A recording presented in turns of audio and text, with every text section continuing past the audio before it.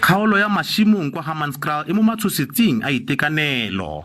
Kgelelo leswe go tswa matlwana boithusetsong a waneng a tletse metsi ka ntlha ya dipula tse di maatla mo bokhutlong jwa beke jwa Keresemose e kgotlheletse metsi a wa iseng a kgale ga jaana.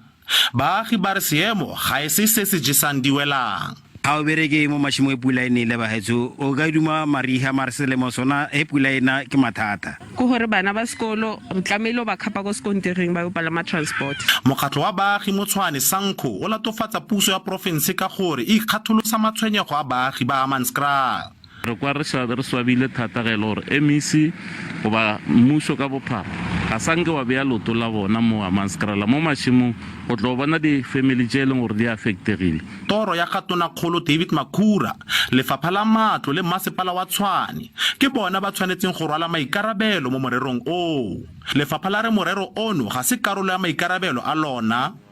Khabagare ditirelo tsa bosa di rebotse ditsibuso ka ga dipula tse di maatla mo dikarolong dingwe tsa naga. We as the South African Service has issued out severe thunderstorm warnings for today for the Midlands and northeastern parts of the KwaZulu-Natal area, as well as parts in the Northwest Province, as well as the Free State side. Baagi ba Mashimong ba boeleditse matshosetsi ya gore ba tlile go strike fa ditopo tsa bone tsa gore ba tsenyediwe ditlamelwana tsa kgelelo leswe di sa sekegelwe tsebe.